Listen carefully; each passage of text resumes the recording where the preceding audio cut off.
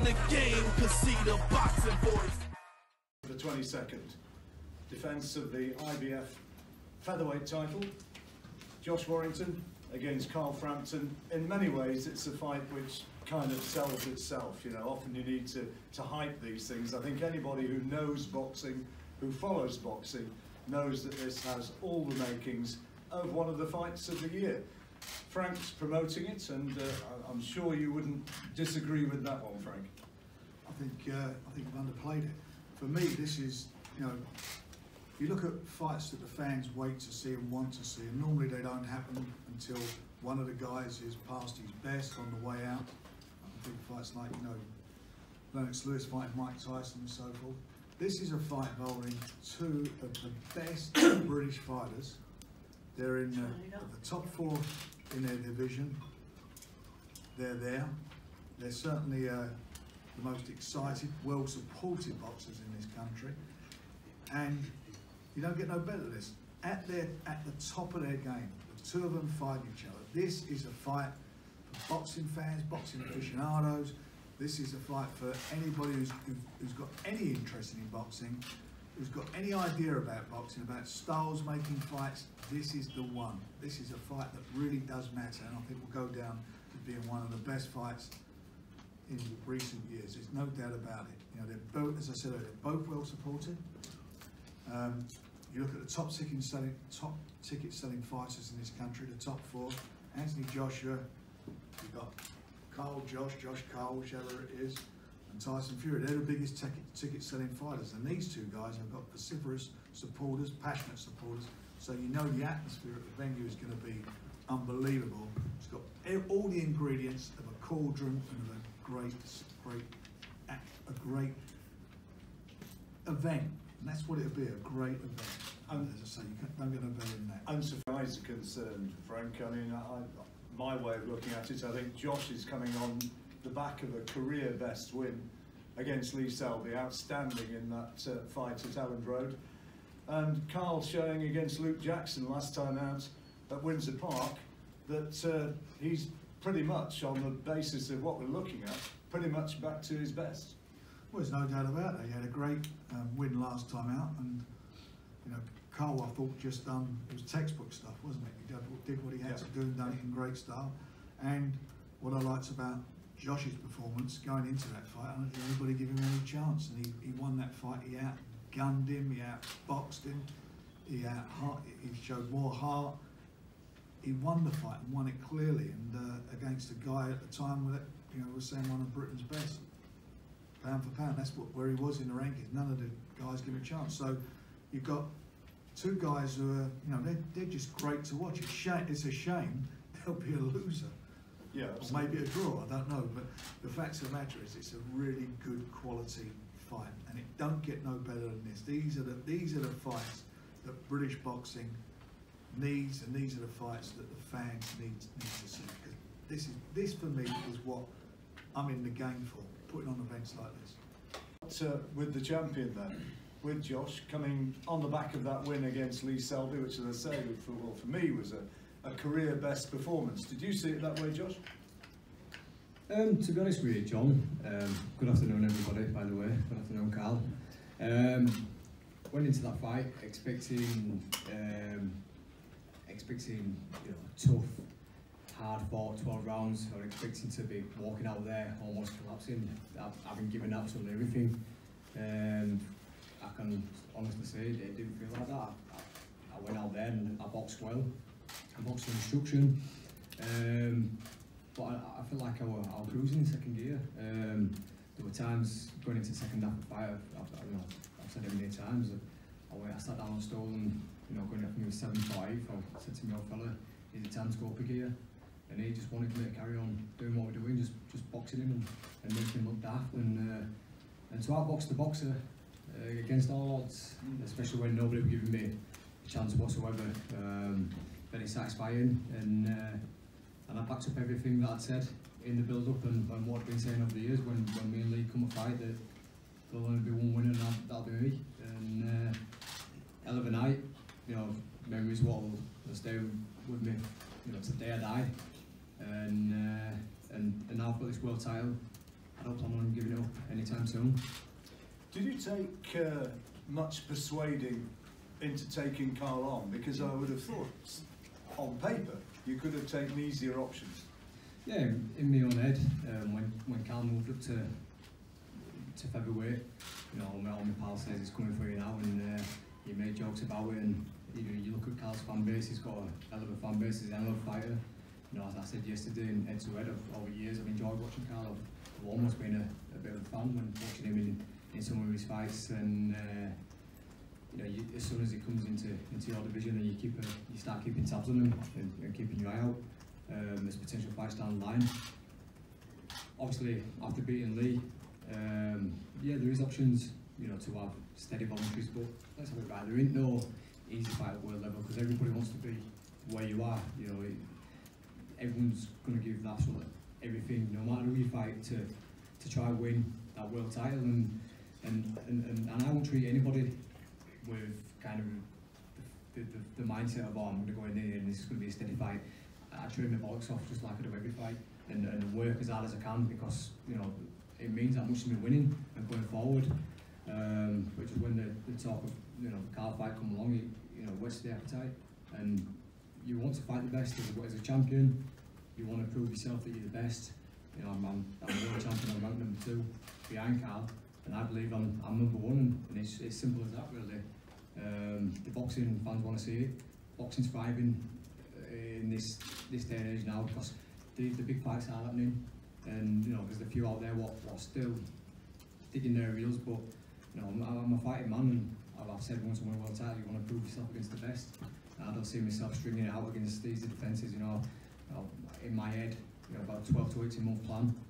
I want to fight Carl, and then get myself over to America and test myself against one of them boys over there. It's boxing cliche, isn't it? But to kind of be regarded as a great fighter, you have to have great fights, and you have to come through against great fighters. Now, Carl, you'd admit, I'm sure, that you fell out of love with the sport at one stage, but it's been great to see the way in which your interest and your desire has been rekindled, and now on the cusp of taking a world title, maybe once again. Yeah. Yeah, I've said it, I've talked about it a lot, that I wasn't enjoying boxing a couple of years ago. I was just counting down the days until retirement. But change of team, I'm now with Jamie Moore and Nigel Travis.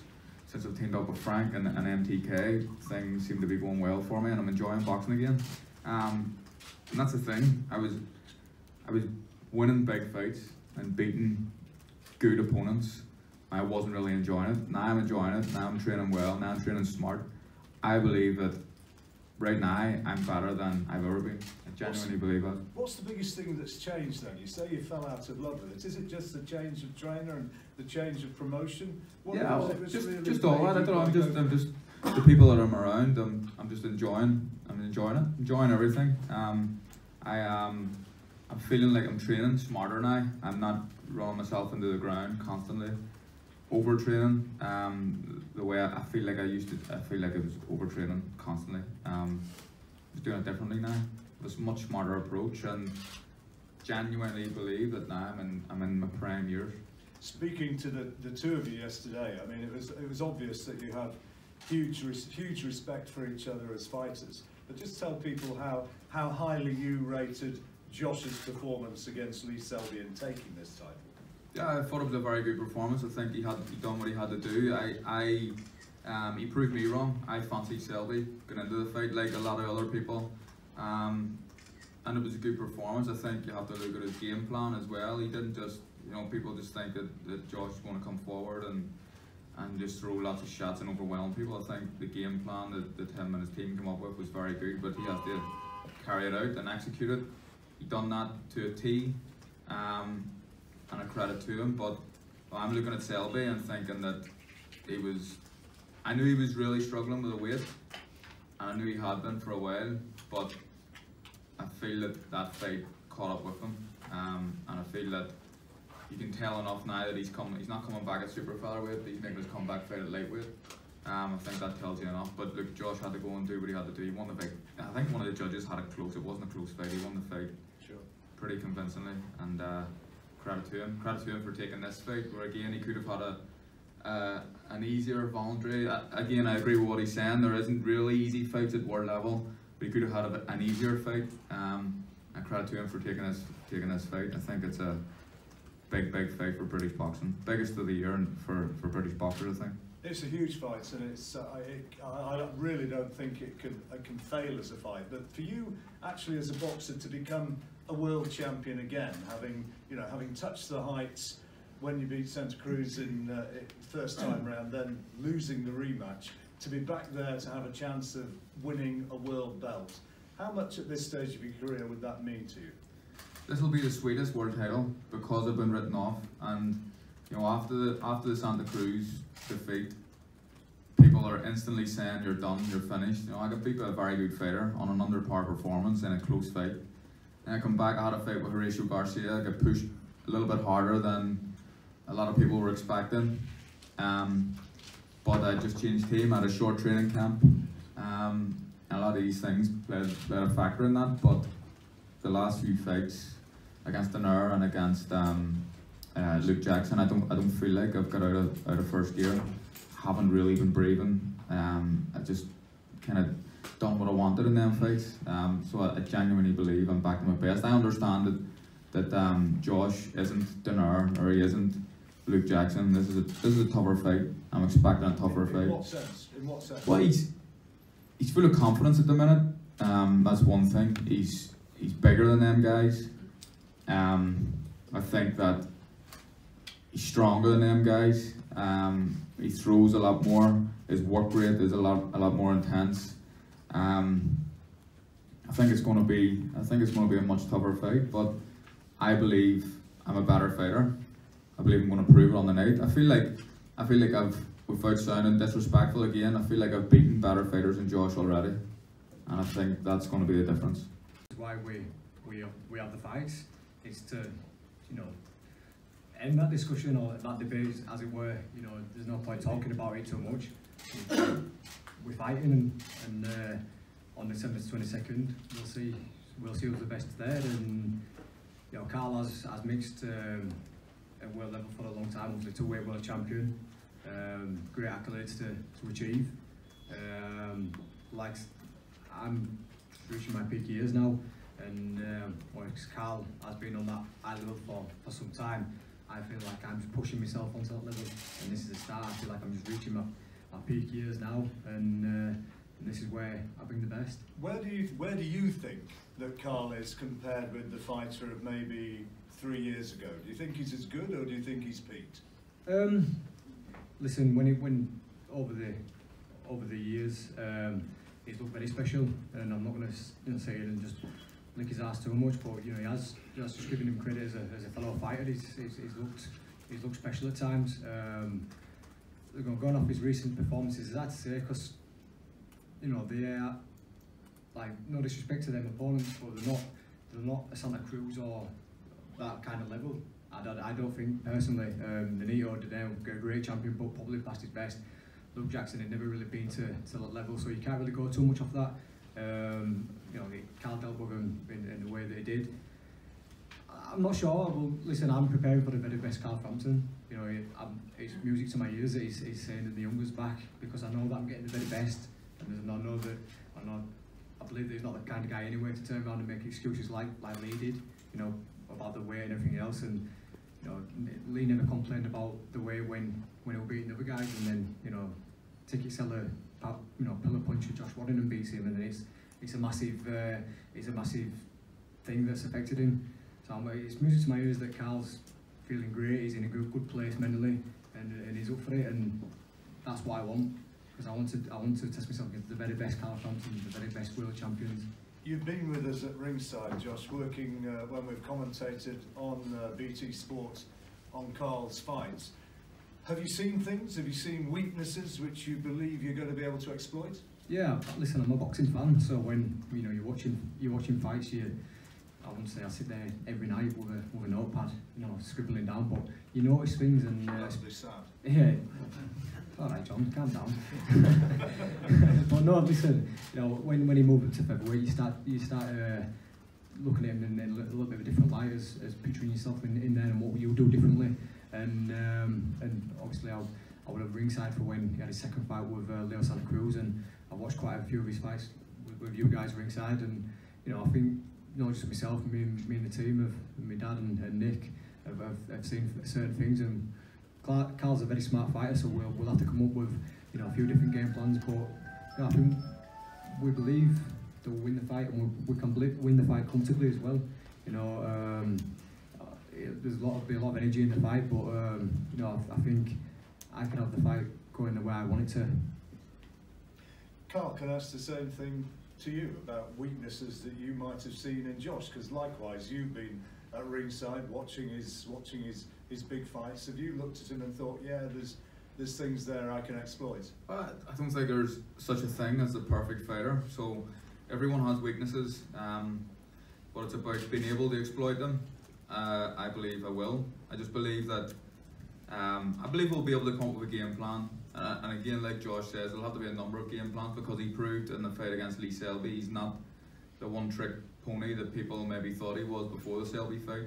He can box a bit too, so I'll need to come up with 1, 2, maybe 3 game plans, but we'll do whatever it takes. I'll go into this camp, start training camp on Monday, and it'll be a 12-week camp, and we'll do whatever it takes in camp and on the night to win the fight. Did he against Lee? You know, I mean, a lot of people thought he was just going to plough forward. It was going to be all-out aggression. He showed that he got a lot more than that. A lot of the time, he was, you know, he's effectively waiting for Lee to come to him and fighting his counter. Yeah, no, I said that. It did surprise me, but I think the tactics that his team as well. Well, I'm sure he had a bit of input as well, but the whole team they come up with the perfect game plan. Josh carried it out obviously to a T, but. I think the tactics that they employed in that night surprised people, but it showed a different side to the Josh Warrington we've seen before.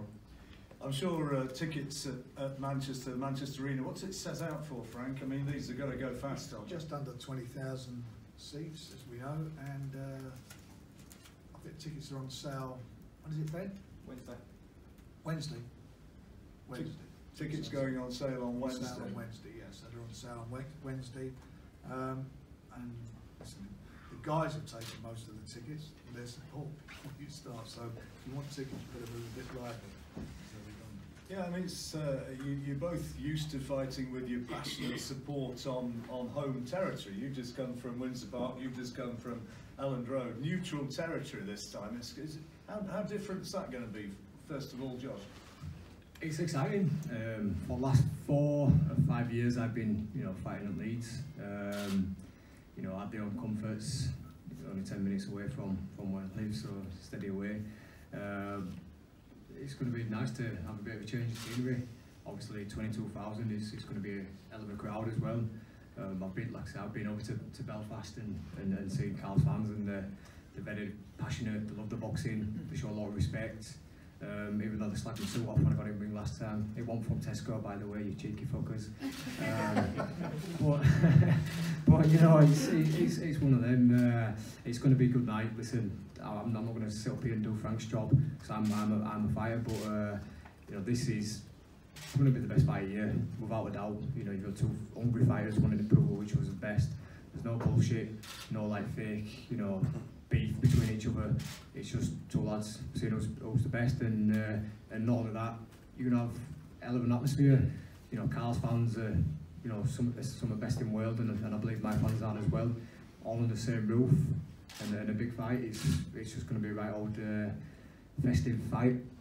What about your thoughts about going over to the Manchester Arena and bringing the fans over from Northern Ireland, from Belfast? I'm looking forward. Look, people, for a while, a few years ago, I was getting criticised for never travelling. But if you look through my career, I think probably half my fights have been away from Belfast. So, and my fans travel. You know, we brought, I think, 5,000 to Las Vegas, which was a proud moment for me to bring so many people, you know, halfway across the world. But Manchester right before Christmas, I think I'm still going to bring a lot of people. This is going to be an early Christmas present for them. We'll go home happy. I'll be the new champion, and it's going to be a great night. The gambling favourite at this stage. I know you're not a betting man. What's the price? I think you were about How much Lee? 64 on, something like that. Anybody know the exact prices on this one? I did check it up, but it's moving all the time. I know he's quoted as favourite. Yeah, you can get 2 to 1 on me, so. Does that surprise you, or is it what you expect? No, listen, bookies are, you know, they're not always right, are they? And, you know, they can't see into the future. You know, they're like with the yellow 4 to 1 or 7 to 2 at times against Lee. So some high pals made some right nice money.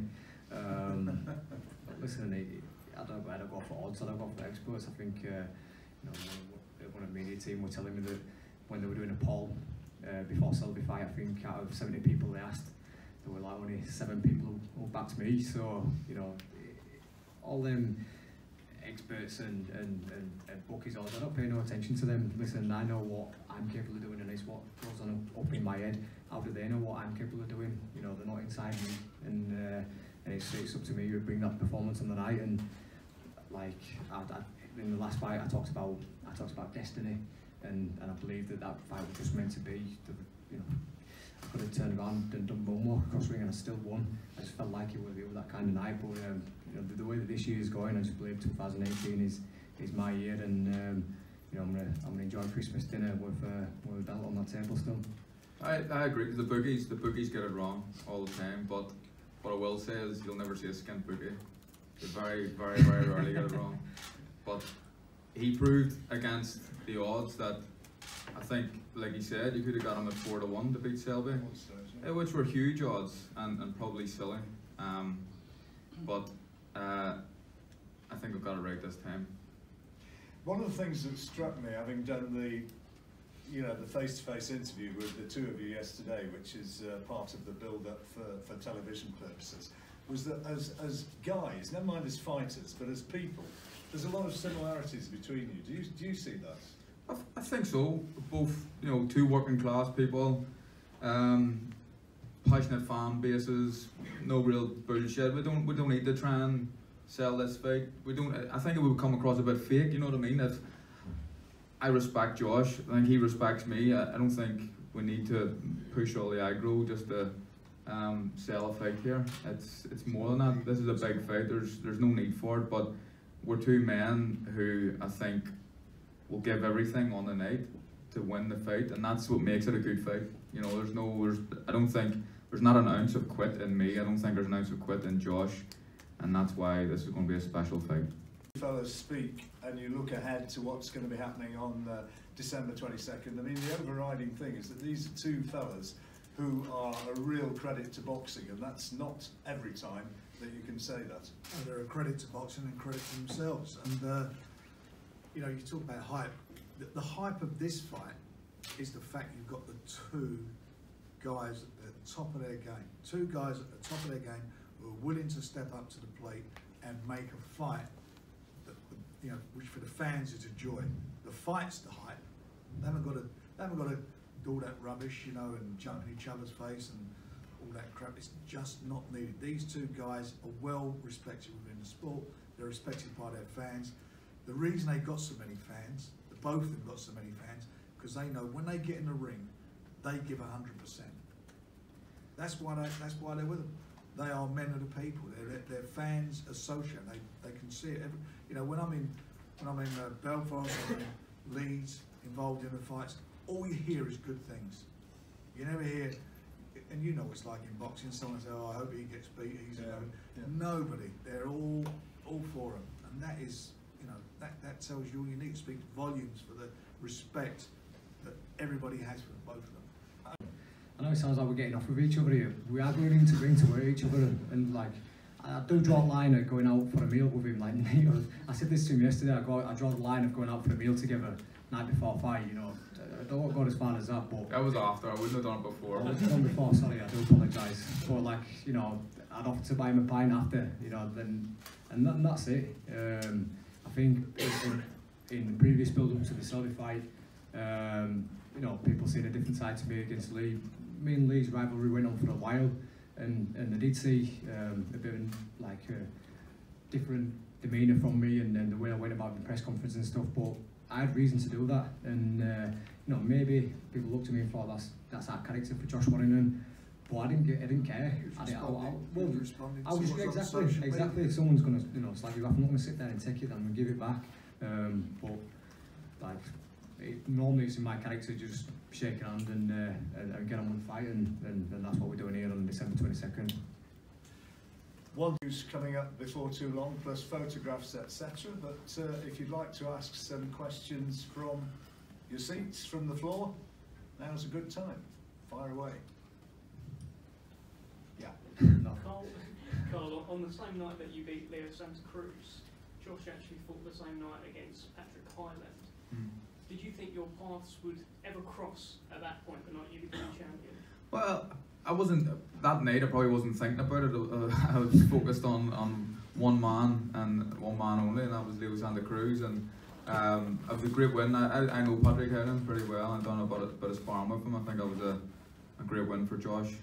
But that night I wasn't thinking about fighting him, but obviously soon after, we're in the same division, we're two British fighters. It makes sense. Josh, would you regard Carl Frampton as the biggest fight of your career so far? I think every fight that the next fight put in front of you is your biggest fight. It goes without saying, I believe that when it comes to fight day for me, I don't look at that the following Monday. I don't feel like that doesn't exist until I get the next fight out of the way. Just a bit of a crazy mindset that I have that, for me, just going there, I've got to win to just carry on going. So yeah, every fight's your biggest. He's certainly a big name. He's world renowned. Ring Magazine Fight of the Year, and two-weight world champion. Great CV behind him. Is he better than Lee? Well, that's a different debate. That's a different fight. But like I say, I want to test myself against the best. And Carl's ranked number one. He's still ranked in top 4 of the world rankings. So he's one of the top fighters in the world of featherweight division. Josh, can I ask the same question? The night in the Highland fight, were you looking at Carl thinking your paths would cross one day? Not really. I was thinking that I need to get to Taylor's and get my soul sorted because my wedding was 2 weeks after, so that was probably the only thing on my mind at the moment. But no, I think at that stage, I would, the Selby fight had been getting built up around that time. I think that was the only fight on my horizon at that moment in time. Getting Lee, and obviously you look at that as potentially coming after. But yeah, I think I wouldn't say I was obsessed with Lee Selby, but that's the fight that I really wanted more than anything. So after that one with Ireland, I thought that maybe end of the year I'd been looking at Lee, but it wants to be, and it didn't come until 2 years after. But yeah, I think you always keep tabs on other fighters down the line, and it's just you strive to mix yourself against them. Were you watching that fight and thinking that's a level you at least need to reach one day? Yeah, definitely. I think we had a good old scrap with Padjo, a lot of mutual respect there, and I popped out back to his hotel, and I was watching it through not beer goggles really. I had like 3 or 4 Guinnesses, and after the fight it's not good, it goes straight to your head. So I can only remember little bits of it, because 20 minutes later I've been sick in toilet, so but yeah, listen, what I do remember from it was a very good fight, and obviously a hell of an achievement. But yeah, listen, I thought that the Selby fight, later down the line, that's the level that I want to be at, and then you do look at fights like that and take like bits of motivation from that.